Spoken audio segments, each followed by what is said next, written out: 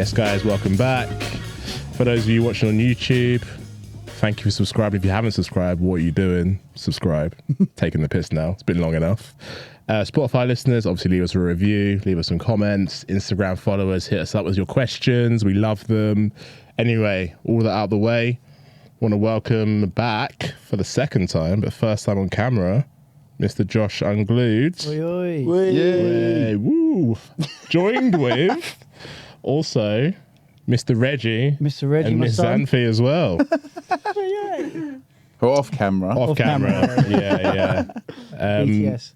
I mean, firstly, I want to ask you, how are your energy levels? Because second child, renovating a house, Yeah. full tour schedule, Yeah. and an album campaign, Yeah. which is why we're here. Fantastic planning. Yeah. Do it all at the same time. And it's been all right, to be fair. I think I've been coping better second time around. Having the second child is not as shocking as the first one. Yeah. But yeah, no, I've just been smashing it. I've just been enjoying it. Like, it's what I want to do. It's not like when you're doing what you want to do, it's like living my dream. Do you know what I mean? I've always wanted to do music full time as a career, and I get to do it now. So I'm just it doesn't feel like a chore. Yeah. To be doing all that stuff. So I do have to remind myself that sometimes, because like whenever like people, like non-music people, ask me how it's going, like recently where it's been super busy, like I just start complaining. I'm just like, actually, I'm complaining to people who don't get to do this, and I'm just like, what am I doing? Like, I get to travel, it's really hard and stuff. I'm like, yeah, shut I have up. to fly to all these crazy countries, like, man. shut So up. hard. Like, stop moaning. It's never acceptable. There is a slight difference when you're doing it full time and when you have a full time job and you're doing it as course. like a hobby on the side, because you can't do it full time. Yeah, There is a distinction needed there, I think. Yeah, it's full on, but it's like still like when I'm like, oh yeah, I had to go to Bali the other day, like. Yeah, what? When do you actually say hard. that? You didn't say that. Nah, but like, it's just like, the flight's really long and stuff. And it's like, shut up, man. Yeah. Nah, it's good to hear, man. It's good to hear. And obviously, we spent some time together recently at hospitality. That was fun. Yeah, But everyone was there, weren't they? mate, that hospitality yeah. on the beach everyone was on top form, mate. It was Yeah. vibey. That was probably my favourite year of it so far. I think Yeah. so. I think it was quality. I feel like it's 4 or 5 years in now, isn't it? And I feel like all of the little like niggly things that were there before, they're just kind of ironed out now. The sound's really good in all the stages. Like I thought the mix of artists was really good this year as well. Yeah, it's Only got that 5 son and years bass deep. vibe where there's no backstage and it's everyone's Yeah, just yeah. mingling together. Like, Everyone's- it's really Yeah. good. Yeah. I think it's 5 years, isn't it? I think it's 5. It's- Is it? I think Yeah. I've done 4 and Seems I missed the Albania one. They've done Oh, yeah, okay, that's Four what's in throwing me off a Croatia. bit. 4 in Yeah. Croatia, 1 in Albania, but then also there was a year or 2 off for COVID, wasn't there? So Yeah, that's probably why it seems like longer. Yeah, because the first couple were before COVID. Yeah, it's nice everyone just walking about and you just end up like bumping into everyone and it's like a yearly catch up sort of thing. yeah. Yeah, for sure. Well, I mean, you're obviously here to talk mainly about the album which you've announced now. Yep, it's all announced, mate. It's coming in like 2 weeks. I mean, I have no idea when this is going to come out. Yeah, it might be out now. We try not to date things because It's out now, maybe. in the maybe it's future. out now. just, Maybe. just give us Hold the on. date. Did you say The 2 weeks? 26th of July. July. It's out now. Oh, it's out now. Yeah, It's out now. It's out now. Yeah. Go check it out. Go check It's it out now. What on earth? That's what it's called. Not what on earth are you doing? Yeah. What on earth is the album name? So I mean, obviously, we've had it for a while. We've listened to it a few times. Like one thing I noticed is, I think compared to your first album, there's more collaborations. Yeah, there's more collaborations. Yeah, and some extremely strong collaborations on there as well, both in name and also just like the actual track quality as well. Was that intentional? Was this like, because I guess with the first album, it's like more about you as Yeah, Me I mean, as the first Unglued. one is like your first child, innit? And it's like Yeah. you take it super serious. And it's like, oh my God, it's my first album. It has to be so good. but second child, you don't care, right? It's just Exactly, like yeah. whatever, Been there, done that. Don't listen. Reggie literally there in the background, like what? It wasn't really intentional. I just was making tracks, and I enjoy collaborating because I think like I have quite a unique sound, and I think even when I collaborate with people, you can still kind of hear that it's my tune. And yeah, I just, to be honest, a lot of the tracks I just wasn't quite happy with where I'd got them to, and it's always, instead of kind of being more egocentric about it and being like, I want this to be my album, all be my songs. I just wanted it to be like the best quality that it could be as like the final product. So if there was tunes where I was like, I want to do this with it, but I can't quite do it myself. Like, for example, there's a collab with Urban Dawn on there. Yeah. That's like, I was trying to get it to that like super crispy, noisier level madness, but I just couldn't do it because I'm technically Your sound not is as just not proficient yet. Your sound is just not that sound as well. Yeah. Yeah. So like I collabed with Felipe Urban Dawn on it just because like I wanted the quality of the tune to be better. So yeah, I just got that crispiness from the Brazilian gang. Yeah, I mean It's insane. He's a joke, isn't it? That He is man's crazy. actually a machine. His production He is level. God tier. Yeah, I mean, obviously, and you guys have got a collab on there as well. Yeah, we got the old Pola and Bryson collab. We do. Yeah. Warning's been doing bits. Yeah, but that one's actually probably the newest song on that album, and that's a kind of crazy thing about doing an album is like it takes so long to finish it. By the time you get to the end, like my production levels of what I can do now, like I've learned so much by making the album and by collaborating with all these other people. I've like learned all these different techniques. Like collabing with Urban Dawn and just having like hours in the studio over here, my snares just instantly got like significantly better. Yeah. And by the time you get to the end of the album, you've got all these tunes that you finished like a year ago. And You you're want to like, go back and do them again? I actually don't think that sounds any good anymore. But at some point, you have to just like abandon it. It's like the thing, isn't it? Like art's never finished; it's just abandoned. Yeah, and I was reading this thing. I think it was in that Rick Rubin book I mentioned on a previous podcast where he talks about like an album being like a snapshot in time. Where it's like that's what you were feeling at the time, so that is like a good representation of you. Yeah. Whereas like obviously like your first album, second album, third album, they're like chapters in your life or whatever. So actually, it's quite nice the way that you didn't change things. Because it's like actually a year ago, that was kind of what you were feeling or like what you were making or whatever. Yeah. So it's like a nice like time capsule in a way. Yeah. Yeah, I did, and the same with like the first album. Like I go back to it now, and there's always stuff that you listen to, and you're like, "Oh my god, that mix down was so bad." But in reality, like no one actually cares about that, and it's just it is like a snapshot of like the vibe, how you were feeling at that time. And like, I wouldn't make some of the tunes that I made then. I just wouldn't think to even like make them now. I was going to ask actually, having been through that process of doing this new album, like how do you feel about the first album now? Have you gone back to listen to it in its like entirety since you've written the second one? Yeah, kind of not in.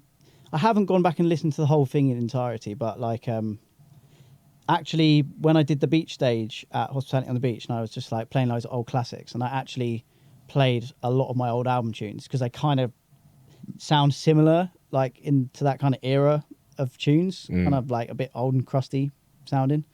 And yeah, it was quite refreshing to play them again, and like they still do sound good in a set, and they still sound fine because I kind of got out the habit of playing with them because it's been like 3 years. Yeah. And like things move on. But no, they still seem to go down well at the right moment and stuff. Yeah. I think with your... Sorry, go on, Rich. I was just going to say, the vibe isn't in the mix down, is it? We said it on here before. It's like sometimes actually over like mixing things and like finessing it too much, actually you end up losing the vibe. Yeah. It's like realistically most ravers like that aren't producers aren't sitting there going, oh, like that like snare's not like finessed enough, you know. It's just like they're like into the vibe of the track. They don't really care how it sounds. I mean, like look at the kind of type of music that people are mostly into at the moment. It's not like super techie finessed stuff, is it? It's kind of almost stuff that's got a bit more of a swagger to it. It's a bit more raw and like rugged. Like it's, you know, that's kind of what's popular right now, really. It's also it's character. I think like imperfections in for want of a better word, imperfections in the mix of a tune can just draw out an essence of character in a track, and then it can almost build on its identity. So it's it's necessary to have those screenshots of how you've progressed in skill level as a producer as well. So like you said, you working with Felipe, those snares now are sounding but now everybody else can see that as well, and they can see that development and like ability in change in an artist. I love going back and hearing people's older work and being like, damn, you'd never know like the sort of it's the same artist 3, 4, 5 years later because of the skill levels just increased. Sometimes you're like, damn, they sounded so much better. Like, yeah. I think depending on the type of music, for sure, yeah, man. I mean, like with drum and bass, everyone's always said like you need that sort of almost technical ability to make drum and bass be drum and bass. It needs to be able to sort of snap to a degree. It's hard as a producer though, not to fall into that trap. The standard for like a entry level like release of D&B is still going to be higher than the standard of like another genre in most cases, I think. Like just by making drum and bass, your technical level will be quite high. I agree, and I think it's really pompous to say, but I do think it's true. Yeah, and I think the character stuff outside of drum and bass that goes even further. Like the more poorly, again, worse use of word there, but the more poorly produced the tune, sometimes the more characterful it can be. Yeah, to a point, I think. You can go down the rabbit hole of just trying to make your tunes like technically brilliant, but then they're not actually fun to listen to at all. I feel like your tunes are a lot of fun to listen to as well. So actually, like if you look at the even the progression from album 1 and 2, all the tracks on both albums are just fun. They have that vibe to them. So like whether you're using either of those rules, it kind of doesn't really matter because they're both really, really beautiful albums and they work in the context they're meant to work. Thanks, mate. Nice. I think one thing, and I wrote it down as a point, but it's really relevant now. I was going to come to you later. Is obviously we've been talking a lot whilst you've been in the process, and like every time you send me something, I'm like, oh yeah, what sample is this? And you're like, oh, I played it in myself. That's obviously become a big part of your workflow, right? Like playing pretty much everything in by hand. Yeah, I've tried to just stop. I mean, I still really enjoy sampling. Like there is still samples in stuff, but I've started writing songs like slower at like R&B speed, or like writing like hip hop tunes in half time, or even writing things at like 130, 120, 140 BPM, because I just think sometimes it's actually easier to write the music slower. It definitely is, yeah. And then just speeding it up.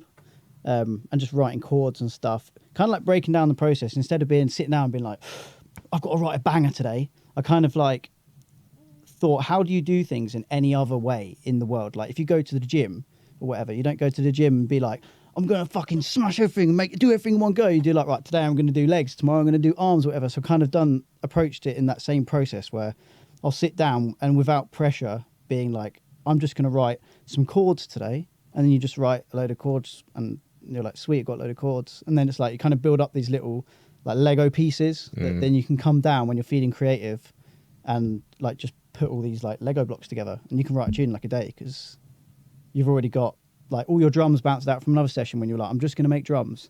And then you can kind of focus on making each element shine and not worry about like all this pressure, like, oh, I've got to make a #1 Beatport hit today. Yeah. It's just that's kind of the feeling that I've abandoned with this album as well, is not just like, not trying to make big stinkers of what I think is popular or what I think is going to go down well in the crowd or whatever. I just, not even thinking like, oh, I'm just going to make whatever music I want to make. I was just not thinking about it at all. Just literally just sitting down, just doing whatever the fuck happens. And some days I'd sit down and like make a 130 breaks tune and like, that's cool. Like, I don't care what I'm going to make. And then you actually end up being a lot more productive and you make more bangers because you're not focusing, like hyper focusing on trying to make this like, oh my God, so much pressure on myself to make a big stinker.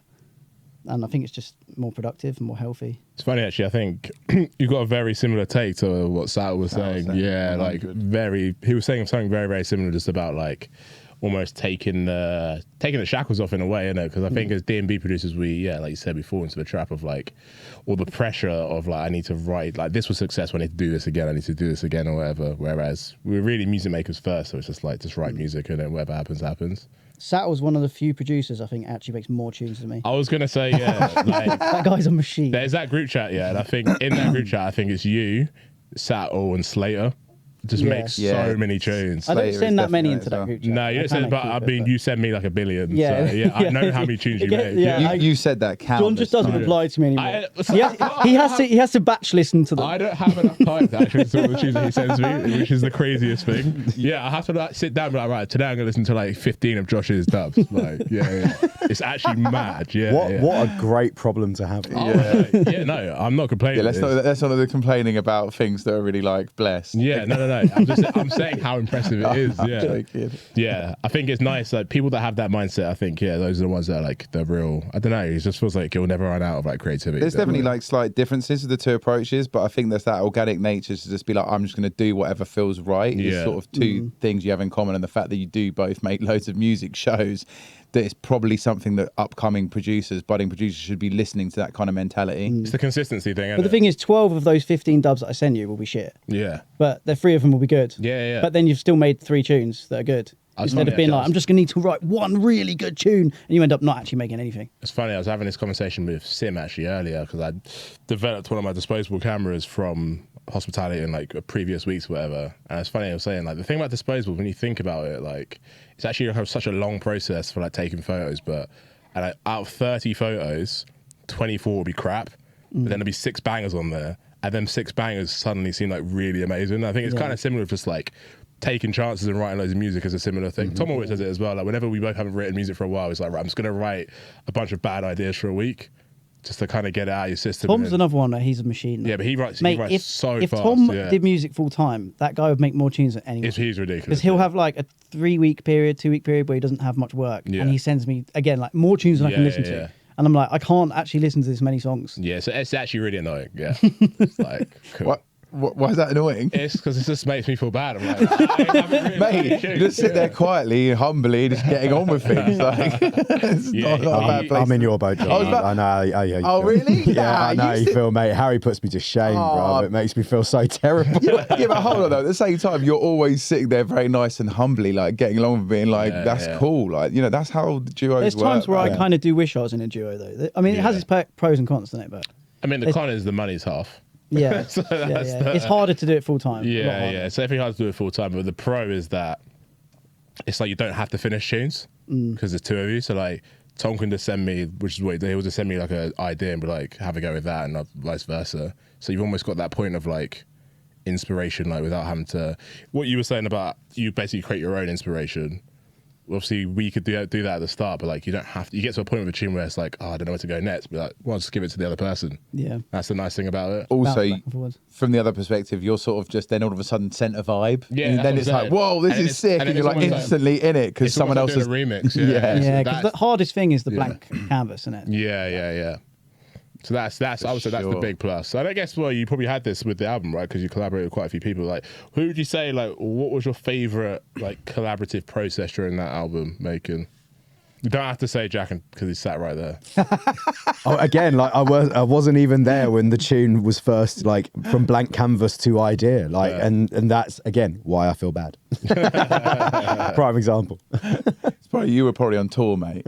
I think I was. Yeah, I actually think I was in America. Don't feel too bad, mate. You're in America. It's okay. There's probably two. Yeah. Bloom with Esther, probably because we wrote it about Elsie, my daughter, and although I made all of the tune myself, it was like collaborative in terms that I've not really done before in terms of the songwriting, having real input in the lyrics. direction of the lyrics and what the whole tune is about. Because a lot of time you just write a song and you give it to a vocalist and they just do whatever the fuck they want. And they send oh, do you like this? And you just get sent a vocal and you're like, yeah, cool, it sounds cool. But this was kind of one of the first times. I mean, I've obviously been in sessions with vocalists and directed them but more technically, what I want from them. Can you do some harmonies here? Or can you go higher pitched on this little bit? Stuff like that. But this was we actually fully wrote it together, all the lyrics and everything. So that was cool, collaborative, because it means the tune means a lot to me sentimentally. Do you know what I mean? And it's got Elsie's First Ever Laugh as the opening sample of the album. So when it starts, it's Elsie's First Ever Laugh. Well, the album starts and finishes On her first ever with laugh. Yeah. See, I did some research. Oh, yeah, I looked check you at the track list again. yeah. Didn't you post about it the other day as well? Yeah, I think so. I did post it on Instagram as well. All right, fair. So John doesn't look. I did genuine doesn't research. like yeah, it. don't bait out. Oh, yeah, he All right, posted about mate. it. Nah, I was like- I'm here to hot you out. That's Yeah, the only reason I'm no. sitting here. Probably let's that face it. one sentimentally. yeah. And then So also just had to shout Esther out as well. Her voice is crazy. she's unreal, isn't she? Yeah. Just so underrated. Crazy. I don't know how she's not blown up because Yeah. she's crazy Yeah. talent. But please don't blow up because I can still afford it. I can afford to use her as a vocalist. But also, gatekeep. But she definitely deserves to blow up. Yeah, nah, She definitely deserves she's it. unreal, man. She's unreal. And yeah, probably not even gassing, probably the Pola and Bryson collab. Because it was just really fun and natural. I think there's something about being in the studio with your friends and writing a track. It's not artificial or forced or weird. A lot of time at writers camps or stuff like that, when it's here's a person you've never met in your life, try and write a tune together, and it's just a strange situation to be in. Yeah. That first hour or two, you kind of just feel like you're breaking the ice, trying to gauge what kind of vibe the two of you kind of And you don't want to step on anyone's toes or Yeah. you don't know what they like or anything they're like that. dead, you don't and wanna be like, you're "Mate." kind of overthinking what you're doing. Yeah. Yeah. It's really not on it. You're just this stinks. But yeah, no, it was the first session I did with Harry and then the second session I did with Jack. Yeah. And yeah, when we started it with Harry, it was just sick. It was just jamming and just vibing, and it wasn't just messing around. There was no pressure. It was just nice to see my mate. My mate just come around my house and we were just having a laugh and also making a tune in the background. And it turned out really good. Performed really well. And then I came and finished it off with Jack when he came to my studio. It was actually all written in Oh no, we did. There was 3 sessions on it. It was one. Harry came to mine. You must have another one one. for You came recording to the mine. vocals, Yeah, and then and the then you third came one, to I us, came didn't to you? your Yeah, studio, yeah. and then we all did it together. Did you Yeah. record the vocal on the third one? Yeah, Yeah. yeah, Yeah, that's like a proper like little family affair one, that one, isn't it? yeah. It's pretty cool. Yeah, it's nice, pretty cool. that. I mean, also apart from like writing the music as well, you did like most of the other parts of the process as well, right? Like you mastered it Yeah, I did all the mastering. and then the artwork. I drew the artwork and then just got like a professional illustrator to kind of like finish it off, Yeah. make it look less B-Tech. So My sick. favourite saying that I get told off for. No, I also say B-Tech all the time. It's fine. Like, it's just I got if in you a know, lot of you know, trouble. innit? Like, Yeah.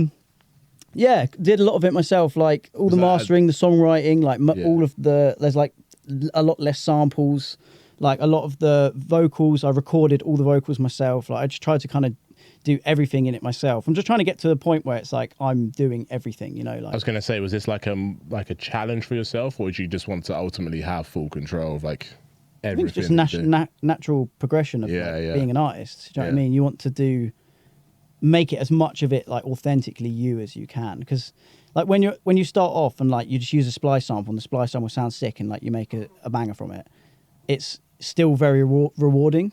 But then as you kind of mature more and more and more to actually feel fulfilled by your music that you're releasing, I think it's just more rewarding and more fulfilling to kind of be able to say like I did all of that. Yeah. You know what I mean? For no one else gives a shit. It's only for you, really. Well, I think this is the difference between like the way you're talking is very much like from like a pure creative standpoint, versus like there are definitely people that will be happy with just taking a loop of splice still and making it into a tune, but that's because it will get like success in terms of like commercial and stuff. But that doesn't make it any less good of Doesn't make it a any less- tune. I'm not saying that. I'm Yeah. just saying it's a different perspective. Yeah, yeah, you know I what I'm get you, saying? So like your perspective is definitely more of like a But then also, would you argue that it's part of like almost like a journey that everybody does? Like we all did that at one point. We all found a kind of just like No, but- drag and drop sample and went, that's a banger. The only 100%, reason why yeah. we're almost like pursuing this inconsistency to have that like I want a creative say over everything like that is because you're almost kind of getting bored of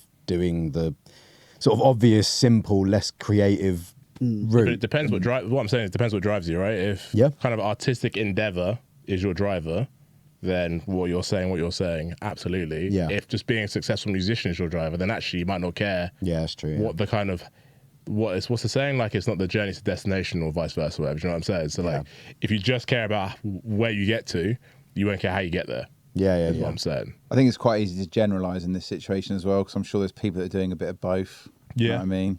Like, obviously, you're looking to progress and there's like evolution, but you probably one day might go back and be like, you know what, that just sounds so good, I don't actually care. I'll take Yeah, that yeah. splice sample The because it thing works is, for the tune so well. sometimes like, you find a sample. I think me and Tom having this conversation the other day with, I can't remember who with, but like part of the reason we think like Liquid maybe it's got a little bit stale is because sampling's gone down. So sometimes when you find a sample that's that good, it makes that you can't write a tune better than that without that sample. Do you know what I mean? Yeah. So there is like an art to it. But Yeah. I mean, we're saying all this stuff, but like, there still is a tune that's like a splice sample the whole way through. Yeah. A Little Giggler, that's just like a splice sample. Yeah, yeah. But I found it and I wrote it in like a day, and I was just like, It works. it sounds sick. Yeah, yeah. And I was, part of me was like, I don't want to put it on the album because it's just a splice sample. But then I was like, nah, the tune is fun and it sounds good. So Mm. Like, who cares? I don't care. Yeah. Yeah. It's going on. But I think also with like considering how you just spoke about the rest of the album, you're a loud one. You know what I mean? Yeah. If the whole album was like that, we wouldn't be having this conversation. Yeah. That's I think that was the point I was making. John's sample. why do you think, just while we're on the subject, why do you think the like levels of samples that you can like jack from other music for Liquid has gone downhill? Labels and copyright and like the Just harder the to text has streaming got better, algorithms, basically. Yeah, they just detect you like, They just just make think, you oh, here's better. it's like Shazam, innit? You know Yeah. Shazam. They can now, the Shazam's now just got insanely good with AI. So Yeah. Yeah. it can just like hear your sample and be like, oh, there you go. And with like the rise of majors getting involved with what's going on with drum and bass at the moment as well, like they are even more on it, because if anybody's going to sample something, like it's their property, so they're going to do it themselves and Yeah. capitalize on it rather than you letting They you want do it. the money. It's Yeah, the that's getting it. it cleared process basically is just like also Yeah. long. I That's don't it. know. Well, no, So- but Mate, that's this- actually got easier though. Luckily, Well- Oh, has it? We've had samples. Yeah, like any sample we've used that's not been like a splice or like a paid for sample that's been released, we've had cleared. There's been Shogun seems to be Sampling's pretty good definitely at got that, more though, don't they, from what accessible. you Yeah. guys say? Especially things like Splice as an example, Tracklib. and like Tracklib. Yeah, like you can go on everything's like prearranged. Like there's websites where you can go on, you can just like people are just making samples. Yeah, for for, you like, to music, use. Like yeah. that's not Splice, but people are like selling sample packs, but it's like a whole song that's not released. It's just for people to sample. Yeah, yeah. There's loads of stuff. So, but I think the magic before was that you would just sample a tune and write a liquid tune completely around a sample. And that magic's kind of like been lost a bit. gone, Like, yeah, people I think just it's gone a you little can't really bit. do it anymore. Well, you Yeah. can, but I don't know. It's not the same. Yeah, and like you say, if you're willing to go through the process of getting it cleared, then I think it's definitely worth it. But yeah, like those, like you said, those little golden moments where you find that sample in a tune that's got like 500 streams on Spotify or whatever, and it's like that just makes the whole tune.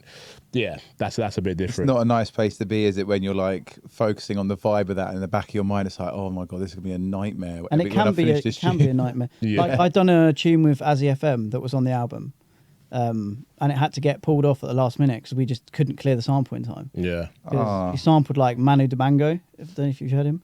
He's like a old. He's passed away unfortunately. But I think because he's passed away, all of his like assets are tied up in his estate and like getting which divided. is owned from by someone stuff. else. Yeah. now, yeah. So man. you can't get it cleared until all that stuff's finished. So Yeah. it's like that tune. Unless we take the sample out of it, we can't really use it. I guess while we're on this note as well, it's like it's not so simple to be like, oh, we'll take that out and replace it with something. Because you I guess don't, that- but you don't feel the same about the tune. yeah, afterwards. of course. It's It's like like you use a not vocal an impossible. sample. Like, you know, sometimes you use a vocal sample and then that is now the tune. Yeah. And then when you're like, oh, I'll get replaced with a singer, sometimes the magic's just gone. Even though the original vocal can be really But sick. to everyone else, it sounds good. Yeah, It's but to only in you, your head. you know that, You're like, yeah. it doesn't sound as good yeah, anymore. yeah. Sometimes I hear like, even when like people send me tunes that have a sample and then it gets replaced with the original, it's not even the tune that I've written. Yeah, I'm like, one of your tunes I back still in play the original day. version with Yeah. the sample. There's Just one, like, one of your tunes that came out on UKF way back in the day. had the same thing. Yeah, Yeah. You sent it to me like months before it came out, and it had this amazing sample in it, and it was sick. And then when push came to shove, and it Had to came to change releasing it. it, you had to get Yeah. it swapped out.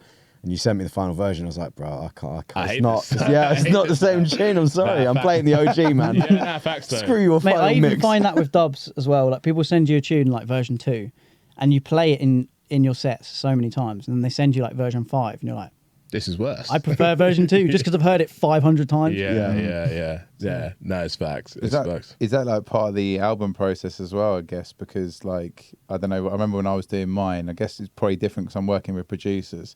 The amount of times that it like went back and then came back and I'd listened to my vocal like 30, 40 times, like analysing the tune, I was like, oh, actually no, like I'm really getting into it. And then all of a sudden it's like changed. It's just like a nightmare. But I guess from a producer standpoint, it's not that like that, is it? Unless a vocalist sends you a different vocal and it's not as good as the vocal you initially had, I guess it's kind of a different scenario. Isn't it? Yeah. I mean, you kind of got more control as the producer. You're the one doing the changes. So. I guess in collabs, that's probably a thing as well. Or like you'll Yeah. like send it That's to what Tom I and would you'll be like, struggle oh, with you've in a duo. completely butchered this. Yeah, so with like duos and collabs, you kind of have to relinquish control. Yeah. Is a big part of it, right? Because you are a collab, so like there will be times where I can tell, like I'll send the tunes to Tom and I'm so attached to what I've written, then he'll change it, and I'll have to remind myself like it's a 2-person tune, and I know he'll feel the same as well. But sometimes I'll just ruin one of his ideas, or like I'll make it how I want to sound, and then obviously he's like, ah. But yeah, you just kind of have to set a like baseline. But like, if we don't both like it, it doesn't come out. That's what we've always said. So like, I guess if you're collabing in the same room, it sort of Yeah. avoids that issue Yeah. entirely, yeah, right? it does. Yeah, Collabing in the same room is definitely a better way to go. But I have found that collabing in the same room from scratch is it's really tricky. hard. Yeah, It's really we had hard. that session where I got too stoned and we just Yeah, broke guff. what did we end up even make? I No, can't it even was just remember. guff, yeah, I think yeah. it was called, the track was called like John's Too High for This Shit. stuck in a loop or some shit. I got, Stuck in a bad loop, yeah. But then me and Elsie saw a rainbow that day, so that was also very nice. Yeah. So But that's the other thing as well. It's Yeah, like yeah. sometimes it's nice just to see your mates we're just hanging out and come yeah. round and Yeah, just yeah. have a jam in the studio. Like even if you don't write a tune, it doesn't matter. You're still just having fun. Yeah, Seeing your mates. exactly. Yeah. Actually, I was going to come back to that whole opening and closing with Elsie. Actually, because we have audience questions, I'm going to kind of combine 2 questions here because someone was asking about what is your motive? Let me find the actual question. Who wrote it? It was. Why can't I read? There was a question about, Harry Ransom from the Patreon, actually, from the Patreon group. Shout out the Patreon group. He was asking about what is your motivation, not inspiration, because the two are different. He was very clear to say. Okay. And actually, I was going to ask, because obviously, you had Elsie kind of sampled on the opening tune and the closing tune. And obviously, your family's got bigger, and you're writing a second album. There's obviously pressure. Like, how did that all go together? Like, did you feel like your motivation was coming from a different place writing this album versus album? Because when album 1 was written, was Elsie born? No, she wouldn't have been. Nah. Would she? Yeah. So, yeah, I guess that is the question. Was it a different mindset? Did you feel more pressure? Like, the motivation to write it is just because I love drum and bass. Really. yeah, It's not. I don't know. It's hard because I think now that I've had kids and there's more financial pressure and there's other people depending on you, it does kind of change your mindset a bit, because you're like, before I was like, I'm just going to do whatever I want. If people don't like it, I don't give a fuck. I don't care if anyone doesn't, whereas now it's like, if people don't like what I'm doing, it actually kind of matters because I got to pay for stuff. yeah. So like, that mindset kind of changes a little bit, but I mean, I'm still doing okay. People still seem to like what I'm doing. I try not to think about it too much. Like my motivation for writing the music is just because I love drum and bass and I love writing music, and I feel really blessed to be able to do it as my job. And the fact that other people actually like my music still is a bit mad to me. Like, no matter how much like more successful I get, it still blows my mind when people come up and they're like, oh my god, are you Unglued? It's like, yeah, how the fuck do you know who I am? Like, it's weird, isn't it? Yeah. that's crazy. I also think a part of that's because kind of going back to what I said before, like with drum and bass, we're all in it because it's not a glamorous genre to be in, right? It's quite niche. It's very like UK centric. It's getting more. But when we started, it was because like we were in this weird subculture, was like drum and bass. We were like Room 7, some dingy upstairs place. Yeah. So at no point did we do it because like we were like, oh, we could be famous or whatever, or like people will like recognize. Do you know, that was never ever a conversation. Whereas like if you become like a singer or a rapper, you very much know that's a possibility, right? Yeah. So I think maybe that, I was thinking about this the other day, like, why does it still feel weird when people come up to me, even at a gig I've just played, and be like, oh my God, that was like so good, or like, big fan of your music? It's because that was never part of the reason why you That was never part of the reason why, I was at Beats for Love Festival a couple of weeks ago and went to the main stage to go and watch Andy C and Tom Piper play for a bit. And this was the same stage that I think David Guetta had headlined the same set time the night before. Yeah. And so I sat there and stood and watched in awe with this huge crowd. And there were bigger crowds and bigger festivals like Let It Roll, but it just felt really strange to be at like a non-drum and bass exclusive festival and see an artist like Andy C, someone that I saw 15 plus years ago in a club for a $5 with like 500 other people. Like, and that was the norm. That was the way you saw him. And it was just really like, damn, man, this music's gone fucking leagues, isn't it? It's really blown up. And it is wild in that regard, isn't it? Yeah. You're also forgetting you're just the guy from the podcast now as well. Right. Yeah. Shout out the guy I saw on Saturday. So this came up in the Saturday podcast. So I told a story about being at, I think it was Project 6, and some guy came up to me, like, genuinely was like, oh yeah, you're the guy with the podcast, isn't it? Like, forget about the last 10 years of Galaxy and like, you know, all of that stuff. So you're the podcast guy. So this, another guy, I think his name was Harry, actually, came up to me at 9:85 on the Weekend Is Gone. And he was like, yo, you're the guy with the podcast, isn't it? And I was like, you're naughty. Yeah. I think this is going to be a thing now. Coming back to the original point, though, you're also just humble with it. Yeah. Like, it's a good thing to be humble in this game. Like, at the end of the day, you know, drum and bass isn't making everyone like a millionaire or even like rich, you know. It's like, no one, like you said, you didn't get in it for the money, you got in it for the love of the music. And it's like, you're obviously just going to remain humble as a result of that. So if people do come up to you and you have those interactions, it's as long as that remains special, that's like very important to me. Yeah. Because the minute I'm not bothered, like not as in not bothered about it, but the minute I'm not like getting some sort of like vibe transference from that, then I may as well go do something else. Yeah. Because it's nice to have that connection with someone that's like that is actually that invested in your music. Like, you know, we always say, especially like for me as an MC who's like maybe like not as sort of like not one of the like most like sort of popular dudes or whatever, like quite niche, and like, you know, it makes it even more special when someone is actually like, I'm that guy that actually likes your shit, you know. And it's like, yeah, you're like one of 3 people at this entire festival who know who I am. Sweet, you know, like it is, but it is like, you got to take, like, it's still special in its own way, you know. It's not, we're not here for a numbers game, really. I think that's the point. That's why you're humble with it, like. Yeah, I mean, it's interesting as well now, because it is, I was just going back to what we were just talking about, like, obviously drum and bass is, what's the word I'm looking for? Trendy and like fertile. Is that a good word to use? Like, do you know what I'm trying to say though? Like, I know what you mean. That's rarely a good word to use. like, I mean, with a baby in the room, yeah. I was like, baby's perfect. No, what I'm trying to say is like, it's like producing revenue and like income for people. Yeah, I know more exactly than it ever has before. Yeah, it's a lucrative industry more than it's ever. More lucrative, yeah. But I don't think thriving. I don't think it was a bad it's word. not. For that, it was just funny. Yeah, it was funny. Yeah, funny choice. That's fair. But yeah, I guess with all of that happening, I guess it makes it a bit more challenging not to kind of steer down the path of, like, what's the word, like, path of least resistance, I guess, like, do the thing that's making the money, right? I guess with you it's good because your sound has not changed in terms of what it is at its core. It's evolved, but like, you've always had the Unglued sound from day one, which I think is really rare. So I think it maybe in some ways it's taken the pressure off you a little bit to be like, I need to change what I'm doing, because ultimately people love what you do for what it is. Yeah, that's why I think I'm lucky. Like when you were saying earlier about the motivation and stuff like that, is like, I'm just doing what I want to do, and that's all I've ever really done. I just kind of do whatever I want to do at the time.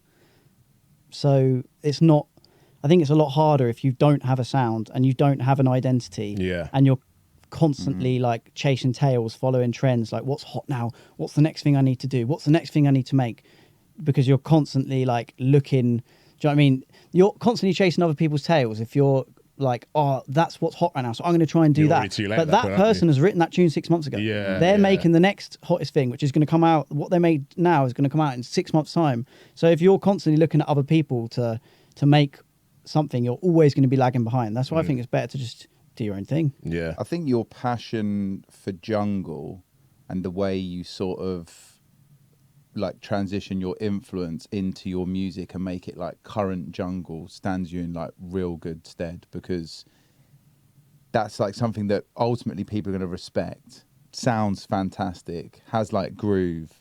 It's like that's never gonna like be the trendiest thing, but it's never gonna like not be trendy. And like you said, because it's what you love, that you can feel that in the music. I think that's really important. There's actually I listened back to the whole album and I was like, there's actually not that jungly compared to the other one. Yeah. It's a bit more modern sounding. It's a bit more modern, right? But that's an evolution thing that we were talking about, though, right? It's somewhere in the DNA of that album is still that kind of rooting, right? And I mean, it still has the sound. For anyone who kind of didn't hear that, because obviously you came on the podcast like 3 years ago, or whatever. Yeah. In the inception of you're the second guest we've had, isn't it? Yeah. Might be worth just going back just over that very briefly, just like where that all came from and stuff, just for new listeners and new fans of the pod / Unglued. So where did the whole like jungle love come from? Jungle love, that's a crazy statement. Where did the love of jungle? When you said passion for jungle in my mind, I was like, that's a t-shirt right there, like passion for jungle, just on the front of a t-shirt. Yeah. That'd be cold. Yeah, where did that come from? How did that all start? Day one, I think I was like 10 or some shit. My uncle played me a jungle tune on a mini disc player in his tent when we went fishing. Sick. And I was like, "Whoa, this music's great." That was it. It was Evil Streets by Capital J, I think, something like that. Yeah. So mad that you remember that. As we move through these evil streets, and it's like some mad old like techie Amen tune. Yeah. But I was like, what is this music? This is crazy. And then I just kind of always enjoyed it from there. Kind of just got like lit the fire for the music, and then used to go around his house and like mix tunes on his 1210s. You had all these like crazy like dubs and stuff that I didn't really appreciate at the time because I was like 13 years old. And I was just like, I love Pendulum, they're really good. But but then obviously like he kind of educated me on all the old jungle tunes, and then as I got older and like my taste matured, I just enjoyed all that kind of jungly stuff more, and it's kind of just rooted in like the foundation of the my music taste, because it was just like brainwashed into me from like 10 years old. Like, you will like jungle. Yeah, I mean, like for me, I first heard it when I was 11, and I think at that age you're like so impressionable, and it was so different to anything that I'd ever heard. Yeah. And you're about to enter that teenagehood, you're like, I'm the most different person. Yeah, I want to rebel against everything. And Yeah, you're like, like, my family know nothing about this music. Like, this is my music now. Yeah. And it does drive you to a level of like obsession. Like and has been for me for, you know, like flipping X, like a long time now. I mean, it'll be like 30 years in like 2 years' time since I first heard D&B, which is like crazy. So yeah, it just gets you, doesn't it? Yeah. Hook, line, and sinker. Yeah. And I think, it's like quite, I think for our generation of producers, let's say, I think it's maybe that kind of like I was having this conversation the other day again, like the 90s jungle thing for me is like, maybe that was like before my time of getting into that music. I was very much like early 2000s, like Liquid. That was my entry point. So it is quite rare, I think, for someone of our gen to have like that like grounded. I'd probably say you're the same as well, right, Jack? You weren't really like 90s jungle way, or No, I was given a load of records by my cousin and stuff, and he was into drum and bass like in the late 90s and early 90s. But it was, around 2004, 2005 is when I got into it. So yeah, it was like a little bit of a, that was the same as you. You're definitely right, because I've had mad respect for him from day dot. I remember because I've just the first known that time- he's like a jungle head. I'm like, my guy. I'm pretty sure I was there the first time you guys played together, and I remember you were like, I remember I said to you like, trust me, like. Yeah, and I was were like, fair play. Sick. Yeah. And even like, you know, you mentioned Hospitality, obviously we played together on the beach. It was just like, you know, I was just in like this little piece of heaven, man, just mixing these like old, like banging jungle tunes with your album, like you said, and like loads of other bits. But it was actually, you know, like how many times we've spoken about sort of, you know, like going like back or like having that. This is something I wanted to bring up. Yeah. And it's like you did that so perfectly on that set, and it was just the most amount of fun for someone like me. And like, you know, there's enough people that also have that same passion. I think it's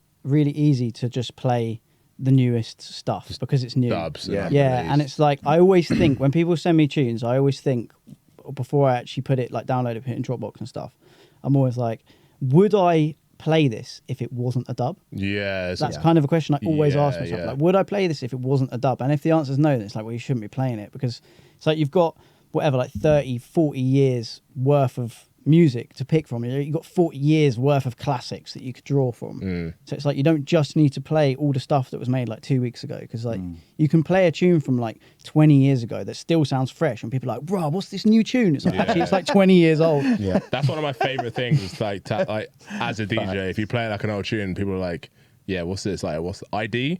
Question mark? Yeah. That thing, yeah. I was going to say, because obviously like now, since because we basically got into the game around the same time, I would say. Well, you were a bit before me, really. Yeah, it was a couple of years before. But we've basically gone through uni though. Yeah, so we were, for the back story, me, Josh and Tom went to the same university together. That's how we know each other. So it's been like 12, 13 years or whatever. But like since we started like professionally DJing, it's been like we've basically gone through a whole generation of ravers now. So like we're now 2 generations removed from like who's actually in the. I was thinking about this again. I was having a lot of thoughts the other day. If you notice, I keep saying the other day. dangerous times, guys. guys. The same day though. Like, it was just different days. I had a lot of thoughts. I've been on planes a lot, and I can thinking time. Yeah, bare thinking time.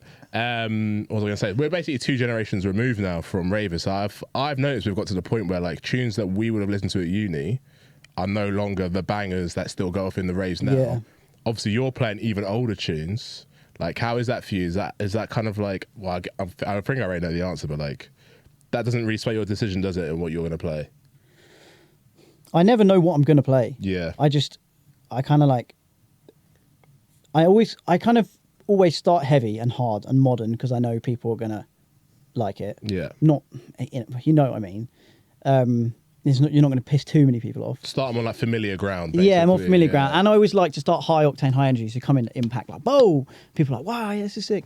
And then you can play old tunes, and people don't even realise they're listening to old tunes, because like you've gaslit them a little bit. Yeah. Then the MC starts telling them off. Yeah. MC gets all high and mighty. Yeah. But yeah, I mean, the whole thing I try and do is like mix new and old, and just do everything like 360, like play all of drum and bass. Like I said, you've got loads of classics to old shit to choose from. You've got like new shit to choose from. There's like so many different subgenres of drum and bass. You don't just have to do one thing for an hour. I actually find it really boring when you listen to a DJ play and they just do like one thing for an hour. Yeah. Maybe it's just because I'm a fucking ADHD child, but Yeah. I can't. Do you know what I mean? I think for certain genres, I think for like techno, it works. Yeah. It's like, but for drum and bass, like it is such a varied genre. And you've got so many notes you can hit, so many flavors that you can like go to all these different places. This whole thing about like a journey in a set. Yeah. It's like you've got so many different colors and so many different flavors that you can choose. Why would you not? Yeah, why just paint everything magnolia? Like, come on, you've got a whole palette you can pick from. No fact. I know you said you start like hard, but I swear it doesn't take long before that cheeky smile appears in your face and there's some old school baggers on set. Like I played twice with you recently, and that one at the Signature Brew, it became a jungle set like 10 minutes in, bro. Yeah, but that's what I mean though. I don't plan what I'm going to play. I start playing stuff and then like I kind of go on these little tangents and little like detours. And like if people aren't liking it, then it's cool. I'll come back to the main roads and then we'll take another little detour and then see if people are liking it in the crowds. And if they're not, I'll come back to the main. Do you know what I mean? Yeah. And when you find a tangent and it's popping, then you're like, right, I'm going to go down that road. Yeah. It's really smart and it works because do you remember we were both talking about that pocket of people at that Signature Brew, like old school. There was a load of like 50-year-olds. Yeah. And they were going mad. They were like, we haven't heard these tunes in like 30 years. They were literally having like one of the best nights they've had in the year. And it was just like an early evening Signature Brew. Yeah, there was like super tables chilled and shit. event. Yeah, like tables and stuff. And like literally this group of guys were like so thankful for you, bro. Like it was beautiful. Like it really was. And it's because you see that vibe and you're like, oh, sweet, they're like tapped in. And I guess that's just smart, like DJing on the spot, like you said. It's like catering. It's interesting with that, innit? Because like I don't want to keep beating this drum of like that's how it used to be in the old days, but like DJing was a lot less formulaic, I think. Yeah, that's the beauty of not planning your sets. And that's how we started. That's how me and Tom started. We've got more in the route of planning now, but this weekend just got we played 3 shows. We didn't plan any of them. We were like, should we just freestyle all of them? And honestly, I had like the best time. Like same thing. We played in Fabric. And like we kind of were like, oh, maybe we'll do this, and like we just started playing like loads of like 2010 Liquid, and it was just like going off, and I was like, right, we're just sticking with this then. It was like popping like that. Yeah, that's like real DJing. I think it is. Yeah, because that's what it's like, reading the crowd kind of thing, and like, yeah, I think that the best way I can describe it is what I said. Like you have your main road, your tried and tested like practiced things, you know they'll work. You've got like your doubles and your triples and whatever, and all the stuff you can return to if it's not working. like safety net stuff. Yeah, your safety net straight down the middle. Go have some fun as well. But you can go off and explore and see if people were enjoying stuff, and like, Yeah. and sometimes it doesn't work, and that's cool. Like I'll be in like Germany or somewhere in Eastern Europe, and I'll start playing jungle, and they're just like, "What the hell is this? I've never heard this before." And you're like, "Okay, that's not going to work." So you kind of go back. Yeah. But yeah, that's the beauty of DJing, and that's like I find it really boring planning what I'm gonna play. Yeah. I always plan like the first 3-4 songs Just to get you into it. because I think otherwise it's stressful. You like the nerves before you're about to go up, and you're like, "Oh my god, what am I gonna play?" Especially if like the tune of the previous DJ is running out, you're like, I still haven't found the tune. Yeah. You're like, at least like a first tune pick. Yeah. That is stress. Yeah, I actually had it the other day. Like the DJ before me, basically he's wanting to stop bang on the hour. So like, I always let the DJ before me like roll out their last tune and start to the end or whatever, because like whatever, I can sacrifice a minute or whatever. But he literally just hit stop and walked off, and I was just like, just silence. I was just like, I didn't put my USB in yet. You pick up the one, hey guys. Yeah, I had an MC who managed to like fill the gap, but I didn't put my USB in yet. I was just like, That's what? actually a Like, bit he mad. just stopped it like bang on. Was like, cool, I'm done. That's so unorthodox. like, What's your opinion on people mixing into your final tune? Because I saw that was a bit heated the other day. People talking about came it, up in the group, didn't about it being disrespectful, and I was like, people have done that to me before, where they've mixed into my last tune, but I didn't think it was disrespectful, because I think it's just like if you're playing somewhere and it's a bit quiet and they don't want to stop, and then everyone starts leaving, so they just keep it going. I feel 2 ways about it. There's like a tradition of like, you know, last tune rolls out, MC kind of does his thing or their thing where they're like, you know, big up whoever. But I also think there's maybe a little bit of ego attached to that as well. I almost think like you almost want the bit at the end where everyone claps you at the end or whatever. I think that's like the traditional part, but I also think if you don't get that, maybe like it's like an ego thing where it's like, oh, you know, people need to know that was my last tune, and then do you know what I mean? I think there's two ways to it. Yeah, I think it's a vibe, and I think no one should really care. Like DLR did it the other week in Germany and caught me completely off guard. Like I was ready for everything. Yeah. I'd announced it was already guest last tune. Yeah, I'd done that. Probably got some noise already. Like was ready to do it again or whatever, the little transition. But he just rolled straight in, and I was just like rating. I think if the next year he does that as well, it probably means they're feeling what you the just done as vibe, well. I think it's like almost like a little like head nod, like I think it's similar to keep it rolling. It's similar to like reload things, isn't it? Like the general rule of thumb is you don't reload someone else's tunes unless you kind of unless you know kind of know them, innit? Right? I'll come over and reload one of your tunes. Josh will come over and reload one of mine. I'll go reload. Do you know what I mean? Trigger Finger John will reload anyone's tune. Trigger Finger John's just out and about. This is true. Yeah, that's not even because you're not drinking though. You're right. Yeah. I mean, I just said, I'll literally reload happens. anyone's tune if I've had enough tequila, and I'm on mic. I don't really care. But yeah, I think if a mate came on after me and Harry and just wanted to just roll straight into it, I'd be like, yeah, I mean, do you think, man? Like, it wouldn't really bother me. I guess it's very situational, actually, thinking about it, because it's like if I played my last tune and it was like some jungle thing, and then someone mixed like Dimension into it. It'd be a bit that I get. Not that it's a Dimension tune that's disrespectful. It's more disrespectful. Say what you said, bro. Just in terms of like, I'm just saying the clash of styles is a bit disrespectful. Do you know what I mean? I think in that context of the in the group when they said it, I think it was because they mixed it out straight away. Yeah, that's a part. They didn't even let the tune drop or something. That's Yeah, disrespectful. Yeah, that's what I think it was. There's a level of amount of tune that needs to get back. If you're going to do that, if it's their last second tune, drop, then that's calm. You can't just do that. That's a. I found it a bit disrespectful before when I play my last track and then like it drops and it's like a 16 after the drop and then they like just cut it out. And it's like, bro, you got to let it play a bit. Yeah, that's also not okay. Even if you're like 2 minutes over, I don't care. That's not. This is what I'm saying. For me, it's like if the last person's tune's rolling out, just like I can sacrifice a minute of my set. Do you know what I mean? Like it's calm, and like I think generally that's the kind of most people feel that way. But yeah, I think that's where it gets disrespectful. Basically, I have seen that happen. Now I think about it so many times. Actually, yeah. Just someone like comes in and they're just like whatever, like literally give it 16. Instant breakdown. It's just like you basically didn't let that roll out, and it's like I get there's like time limits and stuff, but like you're probably going to roll over into like there's always no one ever starts on the hour. That's the person who's got their set plan to the minute though. 60 minutes. Yeah, that is the person who's got their set plan down to like But realistically, how many sets have you actually started like bang on? Like say it's like 9 o'clock. You're like playing a 9 o'clock set. You're like bang on the hour. No way, man. It's at least a minute in. There's always a little lag over because someone's playing their last tune. I just think a bit of it's a bit of etiquette has been lost. It's a little bit of etiquette has been lost, I think. Yeah, the one that really cheeses me off at the moment, I keep seeing it happen it's happened to me and Harry a handful of times, I keep seeing it happen to a lot of other DJs, is they'll be like last few minutes of their set and suddenly like the whole stage setup is being completely rearranged during the last 5 minutes of their set. Let's not talk about because the big daddy headliners are coming on and they need like a totally different set of decks for some reason. The MC's mic gets cut off for the last 10 minutes, like, and so like this artist now doesn't get like they didn't get bigged up by the MC. The whole thing didn't get like ended properly, and then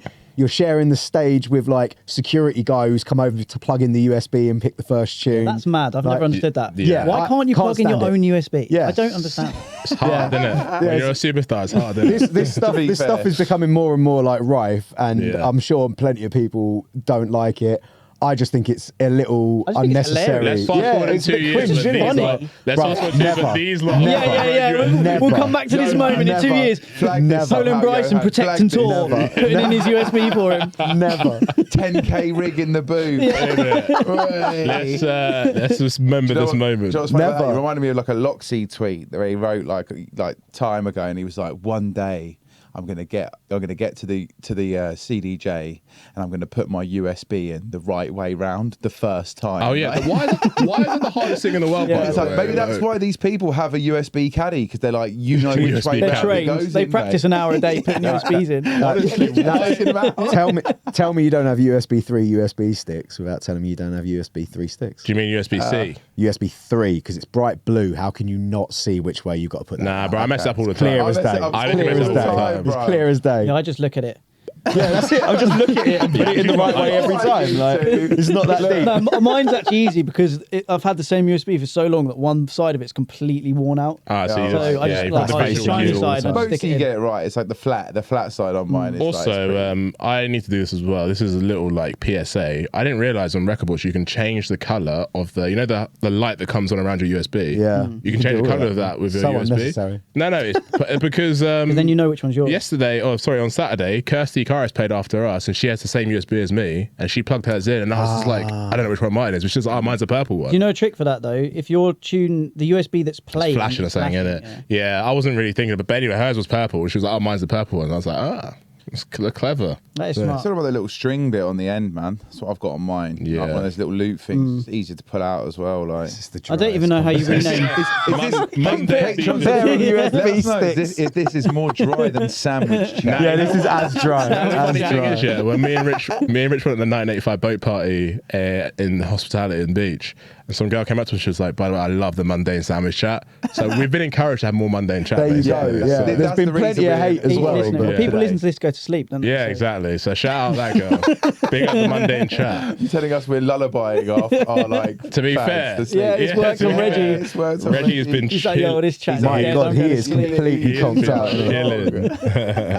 Jokes. All right, I tell you what, let's switch. We did have some audience questions. We'll Yeah, switch yeah. to those. Hit me just with the to- questions. Yeah. 20 questions. I did actually have one as well, just because like Bang, you bang. played on the new Arcadia stage and that looked crazy. Yeah, it was so sick. what was that like for you? Because you played on the Spider one, didn't you, before? I played on the Spider twice, which is actually a bit mad. Yeah, it's mad. Did the Spider in London, the Noisier. Was that the one in the West Then- Ham Stadium or whatever?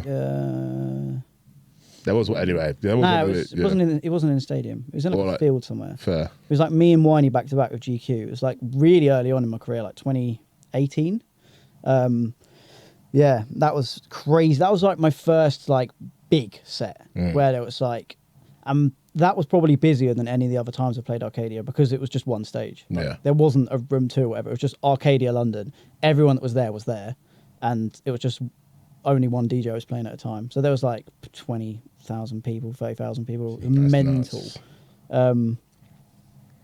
And then I did Arcadia Glastonbury with Spy and Graphics, which was a bit of a random back to back, but it was actually really sick. And yeah, that was crazy.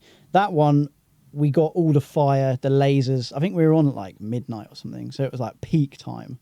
It was rammed. That was like that and Boomtown last year are probably up there with like burned into my memory. Yeah, Just because like that Boomtown main stage is a joke. that isn't is it? Yeah. just that amount of people, just like short circuit something in your brain. It's like, what the fuck am I even looking at? In some ways, you know what fun when you play on like a really, really big stage, you're almost playing to yourself in a way because it's so like Yeah, what I was saying about reading the crowd and shit, you can't do you that. can't do that there. You're so detached. They're just Yeah. little dots like That's what floating. I- You're like, are they even dancing? Yeah. And you've got such like your own like boost that you're just basically playing to yourself But at that point. I was yeah. so gassed to be playing on that stage Yeah, I bet. that I was just having the time of my life. So it didn't really matter that I was just playing to myself. But yeah, this year round, they changed it around. It was like the Dragonfly. But because we opened it up, we didn't have any fire or lasers or anything like that this time because it wasn't dark yet. Yeah. But it was still quality. It was Someone back to told me back. the laser wings could go all the way In to Bristol. Yeah. Did you hear Mate, that? Yeah, they're insane. That's mad. You could see them in the sky going like you literally as far as you could see in the distance. It was I was mental. thinking, isn't that mad dangerous for like flight? Because you know, with like Planes and shit. And the pilot just like fuck, just like blind him. like, there's a giant dragonfly just like shooting a laser beam into They're the landing sky. at Bristol Airport. Yeah, like, yeah, it's mad. Yeah. But yeah, that was sick. The head like moved around the DJ booth, so it That's was kind of crazy. mad because I was like dancing and like it'd be still for like 5 minutes and it wouldn't be moving. I'd be dancing like, up on one leg and it start moving. I was like, whoa! And then stacked it like so many times. Didn't you say it was like the body of like a Chinook helicopter or something? Yeah, it was like an Apache helicopter. Oh, Apache helicopter or a Chinook, something, I can't remember. yeah. Some mad military helicopter. Yeah, that's nuts. Yeah, They're the wild. two main ones, but one of them's bigger than the other, innit? Apache's like the fighter Chinook's one. was the one with Chinook- two. the double, Chinook's the double, hench the one. Yeah, double I think it was blade. just a single blade. Yeah. So I don't think it was a Chinook. I think it's Apache. That's an That Apache Apache one. I had a little look at it. For those for the helicopter At enthusiasts. us on whatever you're at. Leave if us you a wanna- comment on YouTube wanna about what the helicopter let's was. go. I'm ready for war. Literally.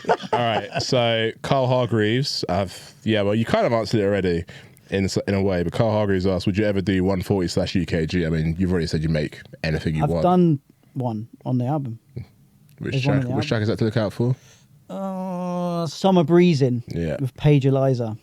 Just like a 140 garage tune, bit of fun. It's not like, it's just like a And summery garage Dusty tune. 45's on the album, isn't it? Yeah, Dusty 45. That's That's kind of like like 100 and... Chilled out house 13 tune. BPM or Yeah. something. Yeah, I love that tune. Yeah, that's pretty fun. So the answer is yes, basically you would, and you have. I used to just make Oh 140. yeah, so people might not know this either. So we'll do a very, very quick, short version. Unglued, it was Josh Brown, Yeah. and you were doing.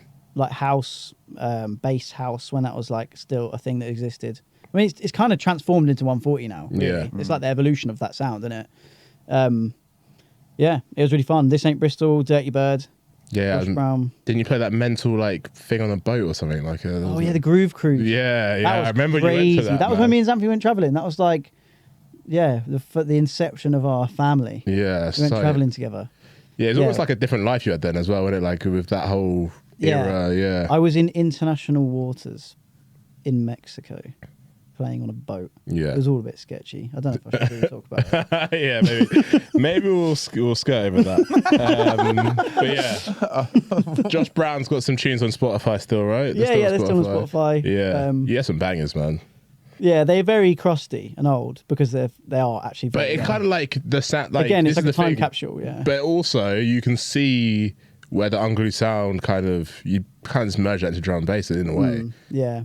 Yeah, it still sounds like me, just old. which I think is very cool. You played loads of that on the boat at like hospitality. Yeah, we like- actually did do a whole like Yeah. 140 thing on the boat. It was Sick. really fun. It's fun, It was yeah. refreshing just because you heard drum and bass for like a week. It's just nice Yeah. to not listen to drum and bass. Yeah. Like, people don't do that enough, I don't think. It's just like, again, we've tried to do this like loads, just play garage in the middle of our set, just like mix it up, innit? It's just like, Little palate cleanser, innit? yeah, little Yeah. palette cleanser, just like, and also like, I just feel like UK music's such a strong, it's got such a strong identity that like, if you like drum and bass, there's a high chance you like garage as well. Yeah. So Garage like, 140 at the moment is kind of just slow it's- drum and bass. yeah, exactly, yeah. Yeah, that's a whole other conversation about the jump up of garage or whatever. Like, a lot of the sounds have merged, but Especially like OG junglist, it's like when I was into music as a kid, it was garage and D&B. It was just like the two came like almost hand in hand. That was like the Two peas in a pod. yeah, it was like the numerous different like rooms at a Fish rave. and chips. Yeah. like Iron there was mash. definitely going to be D&B and garage at that rave. Just things that but- go together, innit? no, I get what you're doing. Yeah. He was just firing off metaphors in the I background. just heard someone talking about porridge. I didn't hear enough. ad-libbing. I was just trying to concentrate on talking. Bro, he so I was just didn't hear ad-libbing about like pie and mash. Fish and chips. that joke. All right. So speaking of food, this is a great segue. Scott Bate. Oh, so what's your favourite cheese? Favorite cheese? You're a gourmand. You like cooking. You like, I'm really into my You're a cooking, food. yeah. He's a. By the way, people that don't know, he's a food guy, for sure. Holds it down in the kitchen. What was my favorite cheese? That platter we had, that's made me think of it. Oh, the All fish that, platter. Fish platters. The fish platter. So glad you joined me on that. When John dropped out, I was almost going to cry. Cheese. Yeah, sorry about that. Okay, I really like. Again, I'm hard to just pick one thing. It's Yeah, hard. yeah. You can have top three. No, Yeah. no, we can't. Why not? Because the question was literally favourite cheese. So. Oh, I don't come have on. a favorite. I have favorites. Just yeah. pick one. It's a situational thing. Okay, so the situation is. Imagine you're getting some cheese right Like, now. I like really stinky blue cheese. Okay. Sometimes. I also really like complete opposite type of vibe. But you know that like Leerdammer holy cheese that kind of just tastes like air. Yeah, yeah. All right, okay. Well, here's the situation, right? I'm giving you some. I'm giving you some. in the room, by the way. He's not really been involved for the last half an hour. Situational, Talking right? food, he's like, oh yeah. Situational. Here's the situation. I'm giving you some cheese right now. What cheese would you like? That's a crap scenario. Right No, that's the now- scenario. Right now, what are you eating? What's your cheese? What, just on its own? Like any Yeah, just like a block of bread cheese. or- No, hunk of cheese. What are you having? Brie. Brie. There you go. You panicked there. You're like, brie. Well, yeah, I'm thinking if I'm going to eat it right now on a podcast, it's not Yeah. messy, isn't it? Fair. There you go. There's All your right. situational answer. Garu J said, how much music do you write compared to how much gets fully released? Well, we spoke about this before as well. He writes loads. Yeah, I'll answer that one. UELDMB, who's the best Counter-Strike player in the scene? Fucking hell. Donk. Yeah. Do you play with quite a lot of other sort of I don't producers? have time to play and stuff? Counter-Strike anymore, man. Fucking hell. I remember you used to play with Askell and Alaire as well. Yeah, I didn't used you? to play with those guys. It was when COVID. I played it when I was like younger, like 14. And I never touched it. And then when COVID happened, and I was just like, everyone started playing video games. Yeah, It was just like, Warzone. what else have you got to do? Yeah. So How I was does someone know that then to ask you? Why does someone know that's a thing? Where I mean, I have some Counter-Strike inspired track names. Ah, that might be it. That might be it then. Yeah. Whoever that was, And I put it let on my us story know. quite a few Yeah, times. that's a deep cut from UELDMB. Yeah, Rate it. Like, let us know. Here's another deep cut question as well. I think maybe this one was directed at all of us because he ended it with mad set of the course 1985. That was obviously aimed at me. Hold tight. But Matteo De Humble Cortez, pie out the window. right? He put it in the questions, so I had to read it out. Matteo De Cortez said, "Best." I can't say this word, but you know the word I'm trying to say. Best agriturismo. Oh yeah, Agriturismo. There you go. In San Teodoro. I mean, I've only been to one. I've only been to one. Yeah, so It's the farm, innit? You got to go to Agriturismo Limori. yeah. So for those that don't know, it's basically a restaurant and a farm. All the ingredients come from Yeah. the Is that farm. because it's an that's an agricultural It's like word? the I take type of it. it's like Yeah. the type of restaurant. Calm. They just Yeah. it's like a Banging. thing. It's a pretty thing. insane. Looking forward to it this year. You going? Yeah, I'm going. We're going. Xanthi's coming. Reggie's coming. Reggie's we fit. just went and got his passport today. That's why we were in London. 'Cause I Yeah. thought when I spoke to you last time, you were like, you're not going. No, I told you this though. Yeah. Yeah. No, yeah, I It am was a going. while ago. Yeah, maybe I don't know. No, last year I wasn't going to go till like the very last minute. Don't remember. I'm getting confused. But yeah, nice to have some. No, yeah, friends we're all there. going, mate. Me, Xanthi, Sweet. Elsie, Reggie, and my mum and dad. Nice. It's the first time they've ever come to see one of my. Actually, no, my mum came to Snowbox once. The first You time my got the- dad's ever been to one of You them. got the different in-laws now on the babysitting duty Yeah, this yeah. year round. Yeah, yeah. Yeah. swapped Oh, them yeah, out. 'cause, like, yeah. Last year it was Xanthi's mum and dad. Yeah. Well, no, 2 years ago. 2 years, years ago, it was, yeah. Yeah. But for those who don't know, it's basically you get like 14 courses, is it? Yeah. And there's no menu. No they menu, just bring out food. 1 serving or 2 serving times. I think they do 2 seatings a night. You book the table and that's what you book, and then it's just round after round of crazy food, and then unlimited wine as well. I think Unlimited isn't it? wine and basically unlimited food. And it's Like, you what, can't 30 eat it all. Yeah, you You can't eat it all. definitely can't eat all. 35 euros is it? Or it might have gone up now. It might be like 40 euros now. I'm not Does it gonna lie always to end you. with a boar? I've only been once. Does it always end with the boar? I've only ever been to that one. The pig, yeah. Yeah. I never but- had the ball. That restaurant always. Yeah, you must. You No, would have. No, man. the suckling pig. I know I didn't have Suckling any pig. suckling Sorry, pig, vegans. mate. We're eating baby You pigs would. here, but they're You would. fucking delicious. Nope. And that I'm not going to lie to you. Jack, you would have. He That said he was didn't. one of my most memorable evenings like the piece in de San resistance of the Teodoro whole thing. ever. Mate, it's so I good. didn't And the have limoncello suckling You sauce, pig, dug out bro. early because you No, were I too was there till full. the bitter end, mate. I had was the one last of a course bit of then? everything. I don't remember the You desserts. You and ate fruit. and stuff. No, but you ate pig though for sure. Yeah. Okay, I'll take your word for it, but not right. You, at the you end. literally did. It's Yeah, like the yeah. most- Yeah, I mean, you would have insane had dessert at the end, obviously, but I meant like the last, like, actual. I wasn't fucking. I ran out. Bruv, I lost track. There was just so much, and it was so good. Every single dish they brought out is just phenomenal. It does. It's definitely. It's actually a highlight of Sun and Base, to be It honest. is a highlight. Like it Yeah. actually is. It's like you can't go to Sun and Base and and not do it. And then you're there with all your mates. It's like a proper like family stuff. Yeah, you have to go with a large group. Also, Yeah. then you've got like Fabio and Groove Rider sitting on the table like 2 Oh, tables yeah, yeah, down. it's crazy, isn't it? SP and that or somewhere else. Yeah. It's like a proper joke. Yeah. Like, Yeah, it's sick, bro. everyone's just there, like invested. Yeah, if you're going Southern Base, 100% go to that. Also, tip walk back as well because it's good when you eat all that Yeah. food. Like Yeah. walk back. And Like, also, taxis out there are a myth. also a myth. Yeah. And bring Alright. bug spray.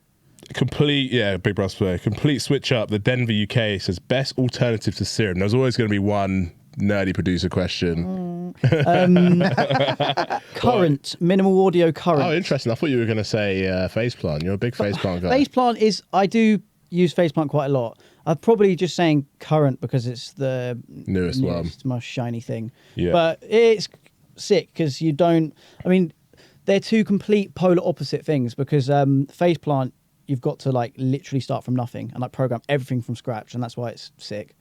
But this current is, if you basically just have like presets. It's got like a cloud thing. Yeah, like a store inside the synth. Innit? Yeah, it's like Splice inside a synth, and you can just go and listen through loads of sounds that are like grouped into packs, and then you can change the you patch. just load it, and it's just like a patch, and you can change it however you want. Yeah, like, it's but you cool. don't even need to change them. Like they're presets specifically made for drum and bass as well. Yeah, so they sound minimal insane. audio. The guy that runs it, Jake, is a big DMB head, like massive DMB head. I love the guys that make Rift. Yeah, same company. Rift is goated as well. Yeah, Rift is sick, man. Okay, carrying on the theme. Actually, I didn't put these in order on purpose, but they kind of are grouped together. Atonal Structures said, "What's the secret behind your basses?" I will say he's got a Patreon, so if you really want to know, subscribe to my Patreon. Subscribe to the Patreon. And watch them subscribe to our Patreon too, because we also have a Patreon. Yeah, you know, I got 2 kids now, man. I got to pay for it. Somehow. Yeah, come on. Subscribe to the Patreon. So Atonal said, just what you said. Atonal said, cut it. Cut that. He said, what's the secret to your bass is they always rattle the teeth, even on headphones. How do you get your bass so weighty? Don't put EQ on it ever, because it fucks up the phase. And this is sub we're talking about now, yeah? Yeah. But it just sub. I mean, if you use a natural phase EQ, it still doesn't sound good. I just leave it. Yeah. And just like use loads of saturation and clipping, and just use your ears, really. And I just have one thing, like just make one bass. Don't try and like squish 5 layers together, because it never sounds good. There you go. Alex Brown, he's asked a few questions. Shout out Alex Brown, actually. What was the moment you realised this music game could be a success? That one is probably quite crazy story, because it's when we were in the Philippines, like I just said, when we went travelling all those years ago. And we went to the Philippines. I didn't have any internet or anything. And I got back to the airport, and I got Wi-Fi on my phone, and my phone was just like blowing up with notifications. I was like, what the hell is going on? Why has it got tagged in so much stuff and people messaging me and shit? And it was when you'd played my high contrast bootleg and got in loads of trouble. And then Degs and London Electricity played it on New Year's Eve. And everyone was like, what is this tune? And then it like went kind of crazy viral, and loads of people were talking about it. But I'd been in the Philippines like with no internet. And no awareness of it. No awareness of all of this shit going on. And then I just got back to my phone, and like all this getting tagged on this shit and blowing. I was like, what the fuck is going on here? Kept I was already pills. signed to hospital at this point, because a lot of people think I got signed because of the making that bootleg. But I actually made that tune like 9 months before you even played it. Yeah. 6 months before you even played it or something. And then it was just sat in Dropbox, and and then got back to my phone, and that was kind of the moment that I was like, wow, that's the moment I realised that it kind of changed things. Do you know what I mean? I was like, wow, people actually are like paying attention to what I'm doing now. And like I was putting out tunes, and like there was kind of a bit of hype behind my name and stuff. And I was like, wow, I might actually be able to do this. I was still actually working as a teacher, a physics teacher, for like full time, and doing music on the side. And then it kind of just got built up more and more and more. And it got to a point where I was too busy to do both of them. I was like, I can't work both of these jobs at the same time. Because music was kind of just like my side hustle, like not hustled, like my hobby. And it got to a point where I just didn't physically have the time to do both things. So I was just like, I can fucking teach whenever I want. Do you know what I mean? So I'm not gonna quit music to be a fucking teacher. Fuck that. So and then I did it full time since then, and then just been going full time since then, which is absolutely mental. Yeah, I mean, you know what? Actually, just because when did Bootstrap Bill come out? Was that after the bootleg? Nah, that was before. That was like my first ever tune. Yeah, that tune still slaps, you know, man. It was my first ever tune. That tune's done still a VIP of it, actually. Have you actually? Yeah. Why have you not sent it to me? You probably have, but you didn't listen to it. In the pile of links they sent me, it's just buried. Yeah. Fair. Well, I'm going to try and search for that on WhatsApp later. Sick story, to be honest. You're welcome as well, obviously, for the bootleg. Yeah, literally. I wouldn't have a drum bass career if it wasn't for you. There you go. But it's actually kind of true in a weird Josh, way. don't tell him that though. He's not allowed to know Did you say that. you were signed to hospital when he played it? Yeah. Don't give him that much credit. Literally, you're already signed to hospital. Mate, he helped out a lot. Yeah, but the hype came from that. Yeah. Like, if he didn't play it at that one club on that night and that video didn't get uploaded, do you know what I mean? The whole thing might not have happened. Nah, You know what's I'm funny as well? obviously- The person who filmed that, I remember they came up to me like 2 years later. Was like, I was the person that filmed that video, you know. And I was Really? like, sick, yeah. So jokes. Yeah, mad. All right, last two then, and both from Patreon members. Remember, we have a Patreon. Subscribe. Subscribe to the Patreon. Subtle plug there, boys. Oh, I've just realised Inception. there's a horrible typo here. It's put Charlie Pneumatic, but his name is actually Charlie Pneumatics. Yeah, but it's like put pneumatic with a PN. Right. Wicked producer, by the way. Keep sending us dubs. They're sick. Yeah. He said, "What's the one place you'd like to play that you haven't, like event or venue?" Because I think the rest of the measures is like you've played like pretty much everything. But is there anything that's on the list that you haven't done yet that you'd like to, or like country maybe? There's loads of places that have. There's new venues popping up all the time that look crazy. Like I saw what's Boo. Oh, I can't remember. Someone played one the other day. That Red Rocks place. Oh yeah, the like amphitheater thing. Yeah. I still don't understand how that works as a rave because it like I've seen It's it just like people sitting down. Kevin like, Hart's done like a stand up there and stuff. And it's Yeah. obviously like it looks set up for that because you're like sitting down and watching, but they have like the DJ on that. That place has been there for years. It's a pretty legendary years, venue. doing all sorts of different things. Like when I used to work in artist management with like Zomboy and that, when he got that, it was like a huge deal. That was like 12, 13 years ago. Yeah. Like he played that. It's Yeah, like it does. That looks crazy, that place. Yeah, there's loads of stuff all the time. Like drum sheds. I haven't done the new drum sheds. Yeah. That looks crazy. R.I.P. IKEA. There. All right, last question, Reggie. Don't worry, we're almost there. He's been a good lad. He has been very He's good. been so He smashed good. it. So Harry Ransom, also Patreon. Shout out Patreon. Subscribe to our Patreon. Also, just quickly, can you just say that these are coming from our Amen Brethren Telegram, which is a benefit of if you join our Patreon, you can come and chat to us on a daily basis. We have a group chat with us in it, and you get to send us dubs and tell us whatever you like. Also. So join the Patreon. Oh, no, wait, this was the question I asked before. What's the motivation thing? So we already answered that one. He was like, yeah, what's your motivation, not inspiration? Which we already spoke about. So. Or you just doubled it up. Yeah. So I tied it in because I'm a really good presenter and I like do things. You did it on the exactly. fly. I do things on the fly. Exactly. I'm a true DJ. Yeah. Just do things on the fly, read the crowd. Thank God for Jack's iPad. Yeah, basically. Yeah, as a reminder. Yeah, facts.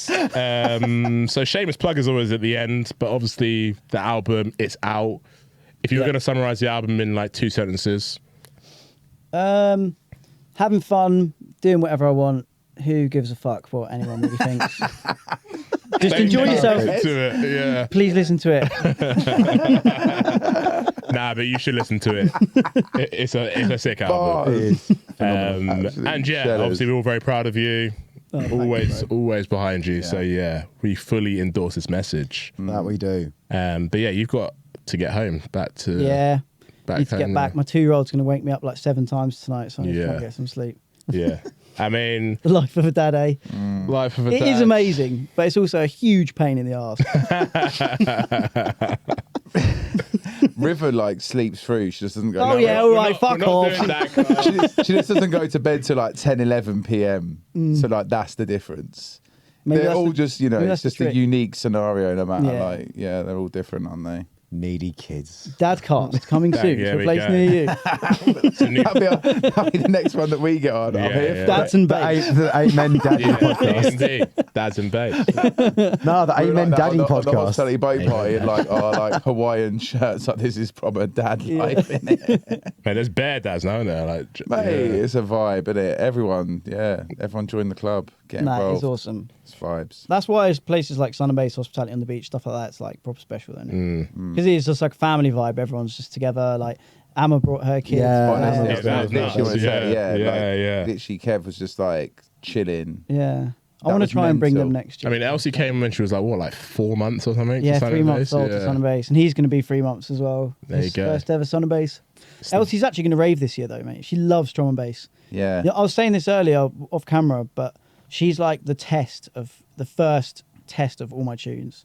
I like play them to her, and if she likes them, I know it's actually a good tune because she's not thinking like, "Oh, what's this mix down like?" Or, do you know what I mean? She's Yeah, yeah. there's no even conscious thought process. It's just like whether she's actually vibing to the tune or not. She'll like skank out and have a little dance to it. And if I play a tune, she's just like, And just like walks off and starts playing with her dolls. I'm like, oh, maybe I should bin that Scrap one. it. Yeah. The most organic A&R process ever. Because she's not even thinking about whether she's enjoying it or not. It's just whether she's actually enjoying it or not. That's the magic about kids, isn't it? Because there's no filter. It's just like how they behave and how they express painfully themselves. honest. It's just pure like raw emotion. Yeah.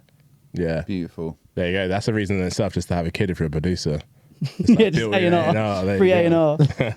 Well, they're not free. Definitely not free. Probably the most expensive A&R you could ever invest in. Yeah, having a child is a loss of responsibility. Let's not downplay that part. Yeah. Zampi was like, what? Yeah. Nice. Cool. Yeah, I think good place to end. Subscribe to the YouTube, follow us on Spotify, follow Josh on Instagram. Yeah. We'll tag him. If you're a nerdy producer, subscribe to my Patreon. Subscribe to their Patreon, subscribe to our Patreon. Just give us all of your money, basically. Yeah. Please. Go check the new album as well, because it is phenomenal. Because it is amazing. And Jack's on it as well, so he gets paid too. Yep. There we go. Yep. Everyone's winning. All right, that's it. Peace. Thanks, everyone. Bye. Big love. Big love.